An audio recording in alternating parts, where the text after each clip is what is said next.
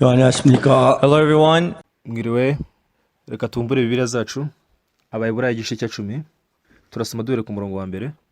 Kambasabe mumbure Bibiliya zanyu mu Baheburayo igice cya 10, ubwo amategeko ari igicucu cy'ibyiza bizaza, akaba adafite ishusho yabyo ubwabyo, ntabwo yabasha gutunganya rwose abegera igicaniro, abatunganishije ibitambo bahora batamba uko umwaka utashye.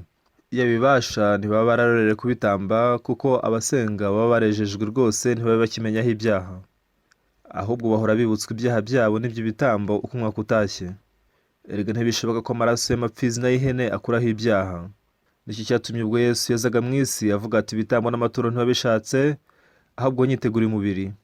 Ntiwishime ibitambo byokeje cyangwa ibitambo by'ibyaha. Mperako ndavuga nti dore ndaje Imana mu muzingo w'igitabo niko byanditswe kuri jye, nza ngo no gukora ibyo ushaka. Amaze kuvuga ibyo ngo ibitambo n'amaturo n'ibitambo byokeje n'ibitambo by'ibyaha ntibabishatse, kandi ntiwabyishimiye ari byo bitambwa nk'uko amategeko yategetse, aherako aravuga ati dore nzanywe no gukora ibyo ushaka, akuriraho ibya mbere gukomeza ibya kabiri. Uko gushaka kw'Imana niko kwatumye twezwa, tubeshejwe n'uko umubiri wa Yesu watambwe rimwe gusa ngo bibe bihagije iteka. Dusomye kugeza ku murongo wa 10. Mu gihe dusoma igitabo cy'Abaheburayo, mu busanzwe Bibiliya ntabwo igoye, twese dushobora kwisobanukirwa, ariko abantu benshi bagerageje gusoma Bibiliya bakoresha imyumvire yabo, usanga badahuza neza na Bibiliya. Kubera ko ugende kuri Bibiliya ihame ryayo nuko ibyaha byacu byogejwe na Yesu Kristo. Ariko mu gihe ubukristo bwangirikaga, abayobozi benshi b'igikristo batekereza ukuntu bayobora abantu babo neza. Mu gihe nkora umurimo w'Imana mu itorero, rimwe na rimwe aribwo mpura n'abayobozi ndetse n'abapasiteri bameze batya. Aha bayibwira ati ngenda umunyamwuka cyane, abantu benshi bakira agakiza binyuze muri jye. Abantu babana n'umutima nk'uwo nguwo bashobora kwangirika mu gihe gito cyane. Usanga bigirira icyizere cyinshi cyane. Ariko icyo nasanze ari cyiza mu buzima bwanjye bw'umwuka, nuko ntari umuntu ushoboye ikintu icyo ari cyo cyose kurenza abandi. Ku bintu byose 10/10 cyangwa 100/100 nta kintu na kimwe ndutamo abandi. Igihe kimwe nakira agakiza mu 1962, nuko nshaka kuba kubw'ubutumwa bwiza. Mushiki wanjye mukuru yambujije kubikora. Mushiki wanjye arambwira ati Oxford rwose ntugatekereze kuzaba umupasiteri. Nanjye ubwanjye sinari narigeze mbiteganya na busa. Rimwe na rimwe ubwo twageraga ibiterane by'ububyutse mu midugudu yacu, twajyaga dutumira abapasiteri bavuye muri Kimico ndetse n'imijyi mikuru tukumva ijambo ry'Imana kuri bo. Mu maso yacu twabonaga abantu bakomeye cyane bahambaye, mu maso yacu tukabona twe turi abantu bateye agahinda bameze nabi. Nta gihe na kimwe nigeze nifuza kuzaba umupasiteri mu buzima bwanjye. Ku bw'ubuntu bw'Imana nagiye mu ishuri rya misiyoneri mu 1963, maze gusohoka mu ishuri rya misiyoneri sinigeze ntekereza kuzaba pasiteri. Abandi bantu bose boherejwe ku matorero bakorera muretse njyewe. Nashatse kwisubirira iwacu mu cyaro, ariko sinafite aho kwerekera. Igihe kimwe nyuma y'igiterane twahagaze nitwa Kochang Apkokdong, nuko nemeza kujya aho muri Apkokdong. Mu mezi 9 nahamaze, nashoboye kubona uburyo Imana iriho. Muri amezi 9 nakagombye kuba narapfuye. Nafashwaga gake cyane n'abantu babaga muri umudugudu. Bigeze ko mu munsi umwe gusa ibijumba. Ariko mu mezi 9 yose nahamaze, sinigeze ndamburira ukuboko umuntu kugira ngo amfashe cyangwa se ngo mbe nasabiriza ibyo kurya. Igihe kimwe rimwe n'itwaci Apkokdong aje kundeba, nuko abona uburyo mbayeho nuko mu mafaranga, amudufaranga dukeya. Iyo nza kuyaguramo umuceri mukeya, byari kunsunika iminsi mike. Ariko iyo nza kugura sayiri mu kimbo cy'umuceri, nari kugura ibyikubye kabiri umuceri. Iyo nza kugura ifu, nari kugura iyikubye inshuro enye umuceri. Ndamutse nguze rero ingano, nari kuyimarana ukwezi kose. Mu gihe nabaga ubuzima nk'ubwo ngubwo rero, sinigeze impana ibimenyetso umuntu wese mucira amarenga ko nkene ibyo kurya. Niringiraga Imana yonyine gusa. N'ubu iyo nsubije amaso inyuma nkara kuri ubwo buzima, mbona bwari ubuzima bwiza cyane buhebuje. Nabaga Apkokdong nuko ku cyicaro gikuru banyohereza ahitwa Kochang. Naratekerezaga nti rwose sinshobora kwicwa n'inzara aho najya hose. Hari ikintu kimwe cyari gutuma nicwa n'inzara. Iyo nza gutekereza gutyo, ariko sinari kuguma aho ngaho kugeza ku iherezo. Ariko nta gihe na kimwe nigeze ntekereza gutyo. Ikintu gihebuje nuko rimwe na rimwe Imana yajyaga ingaburira. Ngo najyaga ku isoko kubwiriza ubutumwa bwiza, najyaga njya no ku mihanda. Nigeze kwambuka umuhanda ngiye kwihagarika, nuko minuka umusozi. Aha ngo mpabona inkeri zeze cyane, sinzi umuntu wari warazihinze. Ntabwo hari kure cyane y'umusozi, ntabwo hari kure cyane y'umuhanda. Nkimara kuva mu muhanda nahise nzibona, nuko njya kwirira za nkeri. Ndanje nsubira ku isoko, nsanga isoko ryamaze gukinga. Icyo gihe nashimiraga Imana cyane. Rimwe na rimwe twicwaga n'inzara, ariko nashoboye kubona rwose uburyo Imana yanyoboraga. Sinigeze ntekereza ko hari ikintu nzi gukora mbere. Ku byo nakoraga byose sinabikoraga neza, ariko ubwo Imana yacishaga bugufi umutima wanjye, ubwo niringiraga Imana ashoboye kubona neza uburyo imfashije. Ubwo najyaga ahitwaga Champali bwa mbere, byari ibintu bishimishije cyane, byari byiza. Kim Jong Un ndetse na Kim Jong Un nibo bakiraga kiza mbere na mbere. Ubwo iki gihe Imana yangiriye ubuntu bwinshi cyane, ndabonye uburyo yamfashaga ndetse kanankorera, ibyo mbishimira Imana cyane. Byari ibintu bihebuje cyane ntashobora kuvuga mu magambo. Nyuma naje kujya mu gisirikare. Abantu bajyaga mu gisirikare babaga bari mu kigero kimwe cy'imyaka. Mu gihe nabaga mu kigo cya gisirikare, ubuzima bwanjye mu kigo cya gisirikare ntabwo ushobora kubugereranya n'ubw'abandi bantu. Ubwo najyaga mu gisirikare nitwaje ibiceri 530, nari mfite inote za 500, nuko nzihinira mu ikoti ryanjye nzibikamo. Hari umugenzi wanjye utari ufite imyenda, nuko nkuramo aya mafaranga ndayamuha, ntigende ujye kugura imyenda. Nuko rero ngura na kashe ku biceri 70, njya mu gisirikare nsigaranye ibiceri 30 gusa. Ubwo iki gihe nabonye Imana ifasha cyane, nabonye uburyo Imana abanye nanjye. Twagiye degu mu kigo cyaho, nuko bigira bwo tujya mu masengesho. Amasengesho ubwo yarasojwe, sinari kujya mu kigo cya gisirikare ntabasezeye. Naragenda basezera baranyuze amasengesho ku itorero. Kora ku missionary wacu yampaye lift arantwara ngeza ku kigo cya gisirikare. Ubundi ntabwo yari yemerewe kuba yanyura ku irembo ngo anyuze imodoka, gukora missionary atabizi. Icyo gihe yaciye ku irembo aca kuri barriere arinjira. Abantu bose babona nzanye n'imodoka. Nuko umusirikare umwe aza kumbona ati niwe wazanye n'imodoka sibyo? Ntiyego ni njyewe. Nuko atekereza ko ndi umwana w'umukire, arambwira ati rwose niyemeje gutwara ku kigo nyamukuru. Ati uramutse ugiye kuri iki kigo kibanza byaza kugora cyane. Nuko ariko aranje nsaba amafaranga. Ati uranyishyura amadolari 10 gusa nyuma nkoreze ku kigo nyamukuru. Ndamwana rwose nta madolari 10 mfite. Ati ngaho zana amadolari 7. Aracirikanya kugeza ku madolari 3. Ndamwana rwose n'amadolari 3 ntayo mfite. Ati se ufite ngaho ubwo ntihari nshobora kuba afite ibiceri 30. Nta muntu n'umwe ushobora kujya mu kigo cya gisirikare afite ibiceri 30 gusa uretse njye nyine. Mbere ko njya mu gisirikare naragiye gusezera abasaza biwacu, nuko bose bampa amafaranga angana atya. Ubwo nagiye mu gisirikare nta muntu wari ugiye gusigara ku itorero rya Champali. Nta Bibiliya bari bafite icyo gihe. Amafaranga yose naguze Bibiliya nyohereza bene data be Champali, nuko usigarana ibiceri 30 gusa. N'iki gihe mbaza gatese usigaye amafaranga angahe? Ntabwo mbyibukanye ngo ni ibiceri 30. Atekereza ko ndi kwiterera urwenya. Ati se ndashobora kuza mu kigo cy'igisirikare afite ibiceri 30 gusa? Yatekereje ko ndi kumutera urwenya. Nta kintu nari mfite koko kugura iki gihe Imana itangiye gukorera muri njyewe. Nashima Imana cyane. Ubwo nageraga mu kigo cy'amahugurwa ku by'itumanaho. Icyo gihe nkigera mu kigo cy'amahugurwa, afande yatubwiye ati nzabareza umupaseri umwe mu kintu umuyobozi wo kubayobora n'aha ngaha. Habaga hari abasirikare b'abanyedini aho ngaho. Buri wa gatandatu najyaga nkuranya abasirikare bashyashya baga bajemo nkabayobora mu materaniro. Ubwo umuyobozi warushinzwe iby'uburezi yamuraga mbikora ibyo ngibyo byamukoze ku mutima cyane. Yese ndekera muri icyo kigo aho kunyohereza ahandi. Namaze imyaka 3 mbwiriza ubutumwa bwiza muri icyo kigo. Umunsi nasezerwaga mu kigo cya gisirikare, ngisohoka ku irembo nabonye ko Imana iri kumwe nanjye. Narebwe nti rwose Imana iri kumwe nanjye, nshobora no kuba mu butayu bwa Sahara. Nubwo najya ku gasongero k'amajyepfo y'isi nabwo nabasha kubaho. Icyo gihe nayemeje kujya hitwa Kimchon. Nabonye uburyo Imana yanyoboragamo ndetse ikampa n'inzu. Nta muntu wari uhari wo kumfasha. Kuba ntarishwe n'inzara nkarokoka byari ibintu bihebuje cyane. Iyo mbitekereje usanga nta kintu cyiza kiba nko kwiringira Imana. Abantu usanga biringira ubushobozi bwabo n'ubuhanga bwabo, bigatuma imitima yabo iba imfungane. Ariko baramutse babanye no kwizera Imana, igituma babaho ubuzima bugoye nuko batizera Imana. Turamutse tubikoze, nta kintu na kimwe Imana itadukorera mu bintu nubwo byaba ibihumbi 10. Bimaze kugira uko kwizera gusobanutse, dushobora kubona neza Imana idufasha. None n'iki Imana yadukoreye? Kugira ngo Imana idukize ibyaha byacu, yakoze umurimo nk'uyu uhebuje cyane, kugira ngo twigishe uburyo yogeje ibyaha byacu ikadukiza mu byaha byacu. Ubwo yatangaga amategeko 10, yaduhaye n'andi mategeko yandi avuga iby'ibitambo ndetse n'amaturo. Nigeze gusoma Abalewi ibice 4 kugira ngo menye ibijyanye n'ibitambo by'ibyaha. Igice cyose cy'Abalewi ibice 4 kiba kivuga ku bitambo by'ibyaha. Hatubwira ubwoko bune bwo gutangamo ibitambo: igihe umuyobozi yakoze icyaha, n'igihe ikoraniro ryose ryakoze icyaha, n'igihe umutambyi yakoze icyaha, n'igihe umwe mu bantu boroheje yakoze icyaha. Uburyo bwo gutambamo ibitambo by'ibyaha rero, iyo bisomye neza witonze ushobora kubona neza mu mutima w'Imana.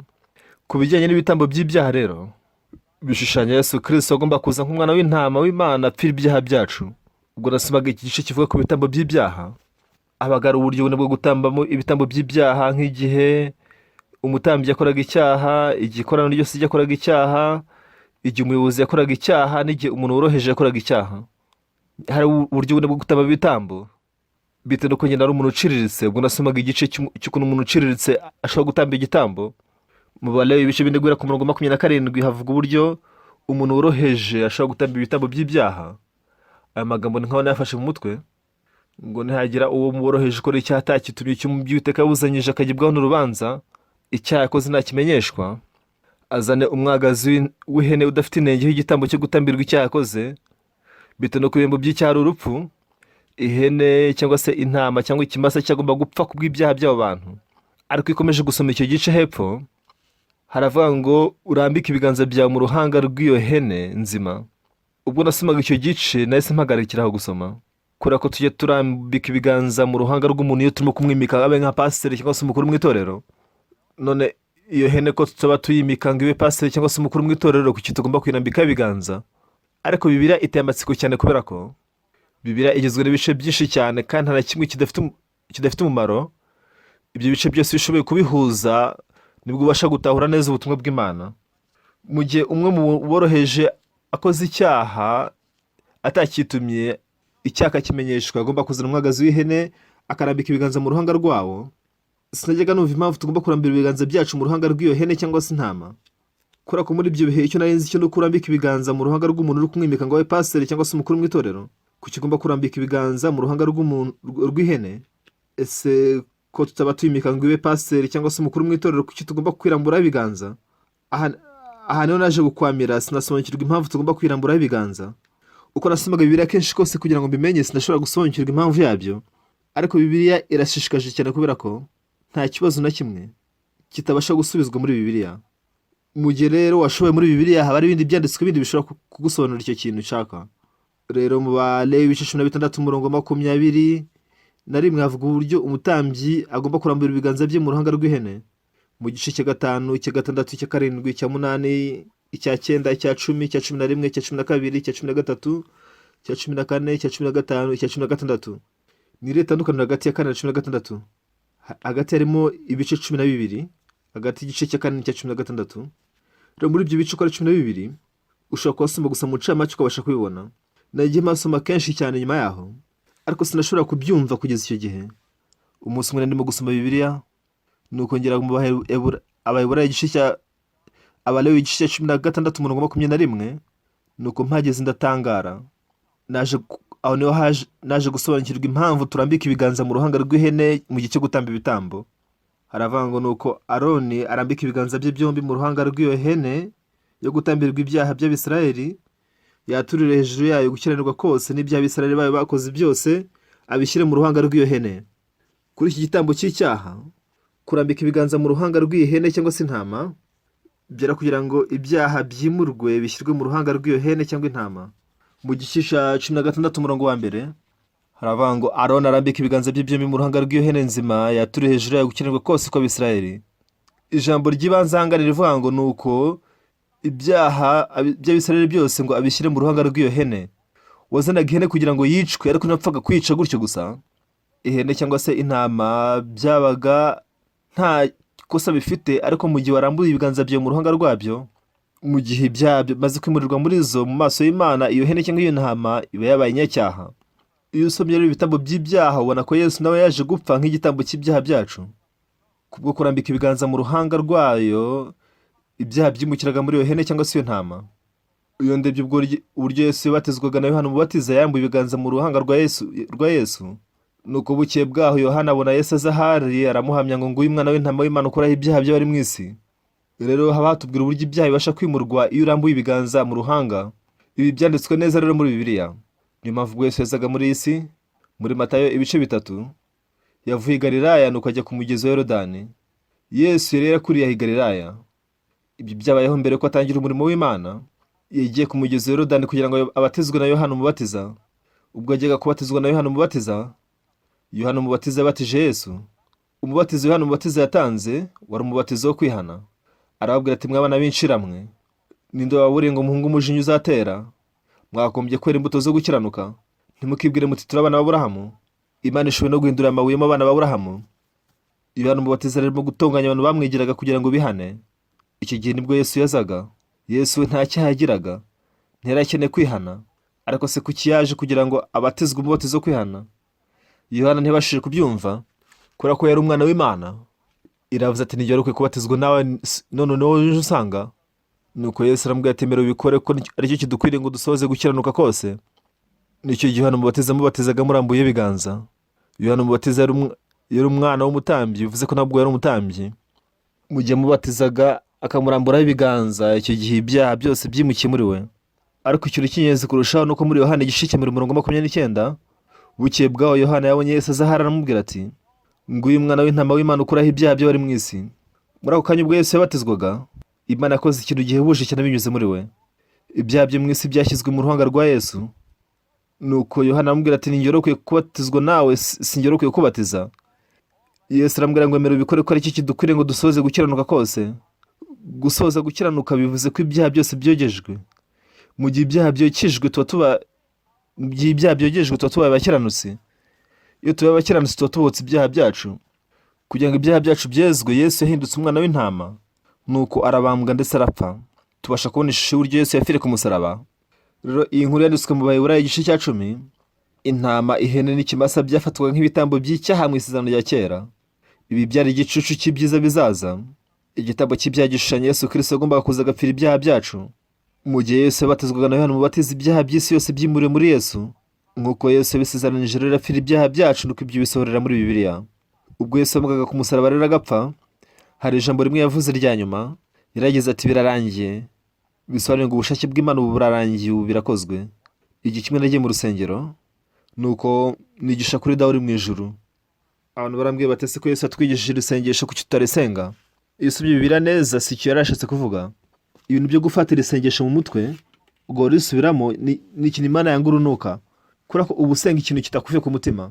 Gusenga ukavuga uti Dawe uri mu ijuru, izina ryawe ryubahwe, ngo ubwami bwawe buze. Buri kimwe cyose muri ibyo ni isengesho ritavuye ku mutima. Ibyo ni ugusubiramo ibyo yafashe mu mutwe, si bivuye ku mutima. Muzi icyatumye Yesu abigisha Dawe uri mu ijuru?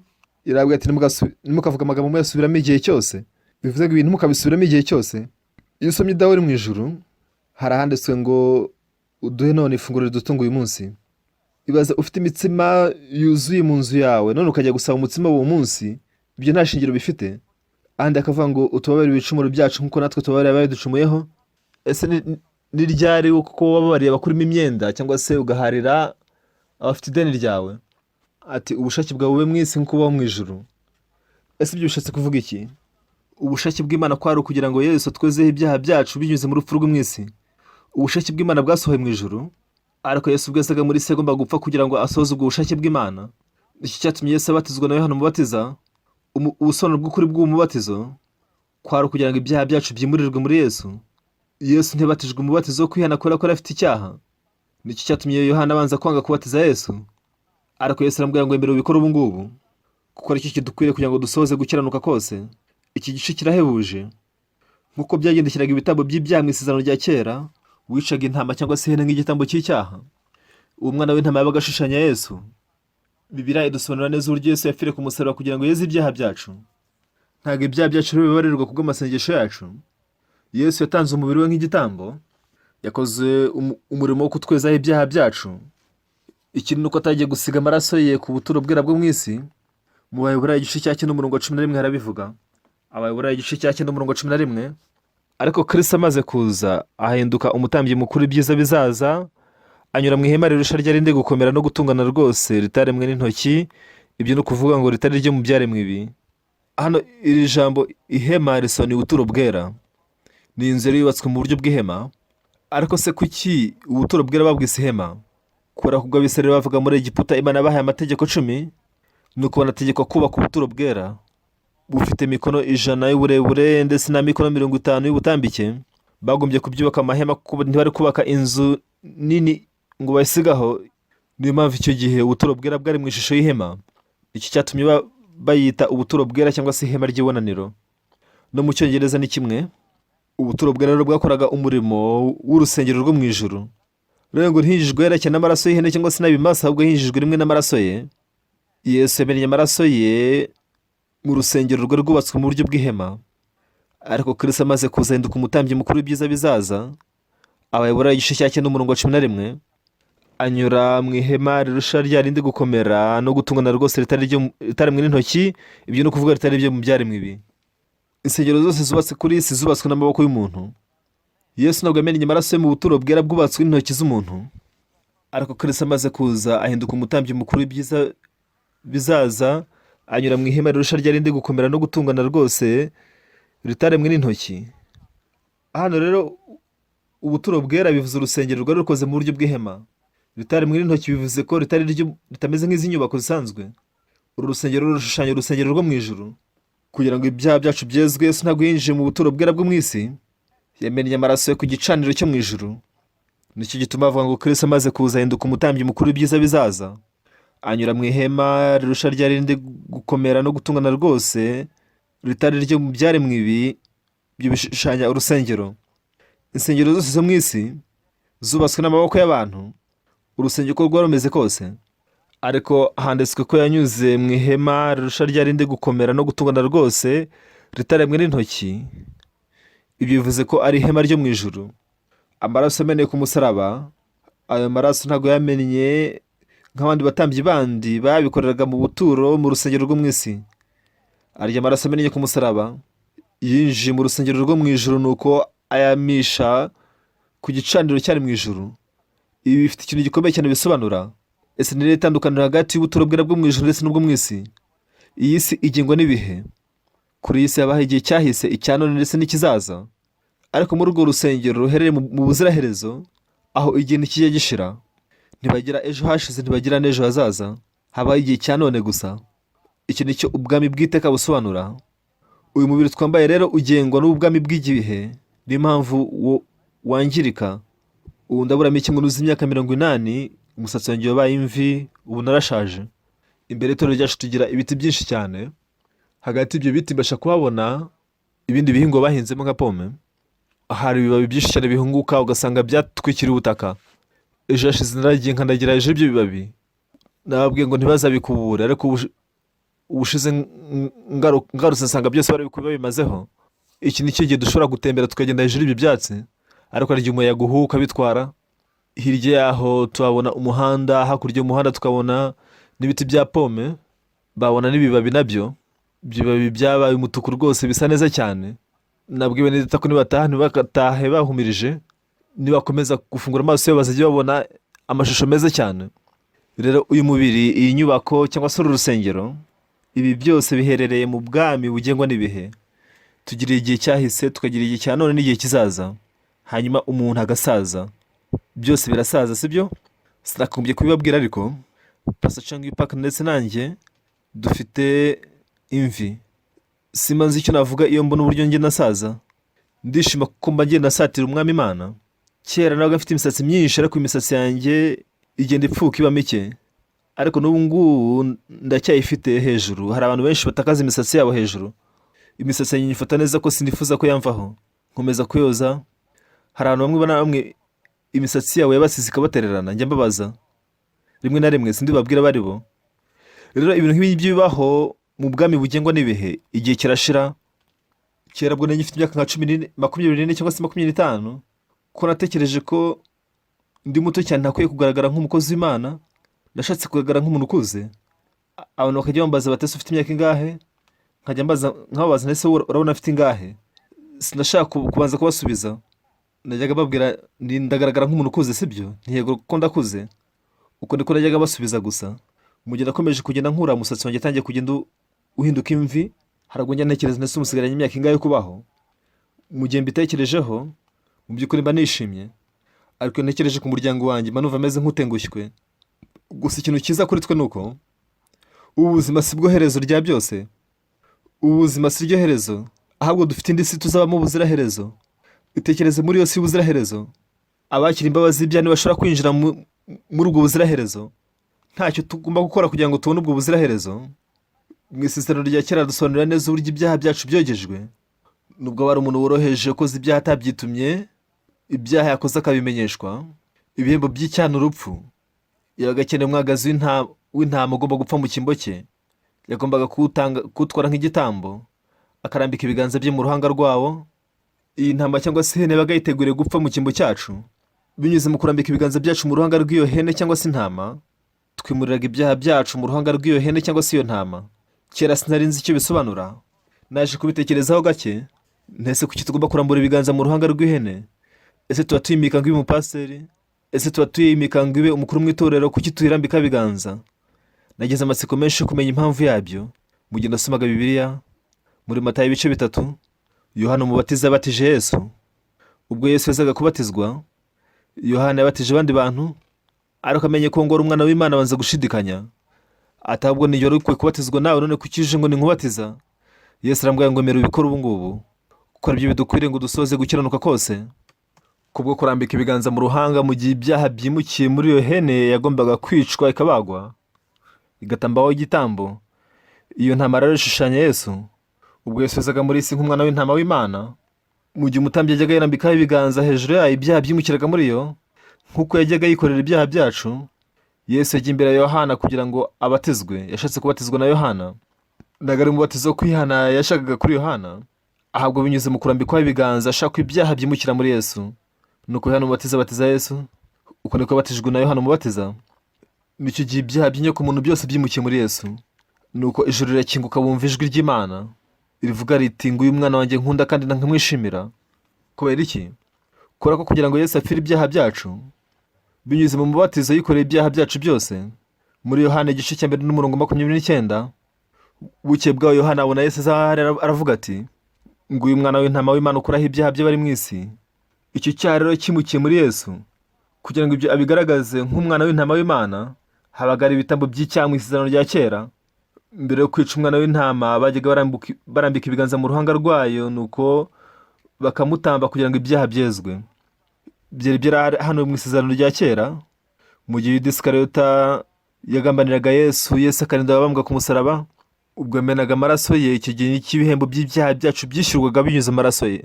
Nicyo gihe ibyaha byacu byari byogejwe. Mu gihe utekereza kuri Bibiliya usanga ibi byaranditswe neza cyane bigaragara. Ubwo yabatizwaga yikoreye ibyaha by'isi yose. Yohana umubatiza aravuga ngo nguyu mwana w'intama w'Imana ukuraho ibyaha by'abari mu isi. Yikoreye ibyaha byacu bipfana ku musaraba, yogeje ibyaha byacu byera nk'urubura, kandi icyo nicyo twizera. Abantu benshi muri iyi minsi bajya baririmba mu ndirimbo zabo, ariko mu by'ukuri ntibizere ko ibyaha byabo byababariwe. N'iki gituma bakomeza gutekereza ko bakiri abanyabyaha. Uyu ni umurimo rero abapasiteri benshi bategerejwe gukora. Abapasiteri bagomba kwigisha Bibiliya neza. Ubu Kristo uyu munsi bwahindutse idini gusa. Bahora batekereza gusa gukora ibikorwa byiza, ntibajye batekereza ku gitambo cy'icyaha. Kuko abantu batabizi rero, abantu benshi barababazwa mu cyaha ko batazi uburyo ibyaha byabo byakwezwamo. Ibitambo by'icyaha batangaga mu isezerano rya kera ntabwo byari umuhango gusa wo gutanga intama cyangwa se ihene, ariko binyuze muri uko gutamba ihene cyangwa se umwana w'intama, ibyaha byacu byabaga byogejwe. Nako binyuze muri Yesu Kristo ibyaha byacu byogejwe. None kuki tutakitanga igitambo cy'icyaha? Ntabwo tugikeneye igitambo cy'icyaha, kuko yapfaga ku musaraba yogeje ibyaha byacu by'iteka ryose. Icyo gihe ibitambo by'icyaha byarangiriye aho. Yitwaje amaraso ntiyajya mu buturo bwera bwo mu isi, ahubwo yasize amaraso ku gicaniro cyari mu ijuru. Iyi si igengwa n'ibihe, ariko igitambo cy'icyaha yatambiye mu bwami bw'Imana ni mu buziraherezo. Ariko abantu benshi ntibabyizera ibi mu buryo bworoshye. Niyo mpamvu iyo bakurikiye ibitekerezo byo babona ko bakoze ibyaha. Nubwo Yesu yapfira ibyaha byabo, ariko bakomeza gutekereza ko bakiri abanyabyaha. Nicyo cyatumye Yesu atamena amaraso hano ku isi, ahubwo yasutse ku gicaniro cyo mu ijuru, nuko adusohoreza gucungurwa kw'iteka. Reka dusubire mu Baheburayo igice cya 9 umurongo wa 11. Ariko Kristo amaze kuzahinduka umutambyi mukuru w'ibyiza bizaza, anyura mu ihema rirusha ryarindi gukomera no gutungana rwose, ritari mu n'intoki, ibyo no kuvuga ritari byo mu byaremwe ibi. Umurongo wa 12 ngo kandi ntihinjijwe hera cyane n'amaraso y'ihene cyangwa n'abimasa, ahubwo yahinjijwe rimwe n'amaraso ye, amaze kutubonera gucungurwa kw'iteka. Rero mu gihe yapfiraga ku musaraba, ibyaha byacu byari byogejwe iteka ryose. Yaradusohoreje gucungurwa kw'iteka. Iki nicyo twizera. Yesu ntabwo yogeje gusa ibinyoma byacu ndetse no kwifuza kwacu, ahubwo yogeje ibyaha byose. Ya mihango yo gutamba ibitambo by'amapfizi ndetse n'ihene n'intama byari igishushanyo cya Yesu agomba gupfira ku musaraba. Yesu amaze gupfa ku musaraba, icyaha cyari kirangiye, cyari cyogejwe iteka. Ibyaha byacu byari byogejwe iteka ryose. Nta wundi murimo wundi nta wundi murimo wundi dusigaranye gukora, ariko iyo twizeye ibi tubasha kubaho ubuzima bw'umwuka bw'ukuri. Guhera mu 1962 natangiye kubwiriza ubutumwa bwiza. Imana yangiriye ubuntu bwayo, nuko dushobora kwandika n'ibitabo. Binyuze mu kwandika ibitabo tubasha kubwiriza ubutumwa bwiza, tubasha kubona imirimo ihambaye cyane y'ukuntu abantu benshi bakira agakiza. Ibyo iyo mbitekereje nshimira Imana cyane, sinabirondora mu magambo. Nshimira Imana cyane. Iyo mbonye uburyo Imana idufungura irembo ry'ubutumwa bwiza, ndayishimira cyane. Nirenge ko mwese mwatekereza kuri iri jambo rivuga ku gucungurwa kw'iteka. Ntihakagire umuntu ukomeza kubaho n'icyaha. Ibitambo by'icyaha byatambwaga mu isezerano rya kera, bwari ubuhanuzi bwa Yesu agomba kudupfira ku musaraba akatweza. Kuko byanditswe rero koko Yesu yapfiriye ku musaraba, nuko ibyaha byacu byezwa iteka ryose. Iki nicyo kintu twizera. Ariko hari abantu benshi bakiboshywe n'ibyaha byabo ndetse n'ibitekerezo byabo, batekereza ko bakiri abanyabyaha nubwo ibyaha byacu byogejwe binyuze muri Yesu. Ariko hari abantu benshi batajya babyizera. Ariko binyuze mu gitabo cy'Abaheburayo, ibyaha byacu byogejwe bite, dushaka kubibigisha mu buryo burambuye neza. Abakiboshywe n'ibyaha ni ko bakwakira ubuntu bwo kwakira imbabazi z'ibyaha, tukabonera umugisha twese hamwe. Murakoze cyane, reka dusenge. Mana Data, turagushimye kugira ngo dukize ibyaha byacu. Urukundo rwo ku musaraba rwari ruhebuje cyane, wogeje ibyaha byacu byose byera nk'urubura. Hari abantu benshi bapfa batarezera ibi ngibi. Ese ibyo bishengura umutima bingana iki Nyagasani? Twemere tubwirize ubutumwa bwiza muri isi yose. Mu gihe twiga Bibiliya tukamenya umutima wawe, tukabwiriza ubutumwa bwiza, abantu benshi bazakira agakiza. Dukundire gutahura agaciro k'amaraso yawe Nyagasani. Urakoze, turagushimye. Dusinze twize mu izina rya Yesu, amen. Murakoze cyane mwese.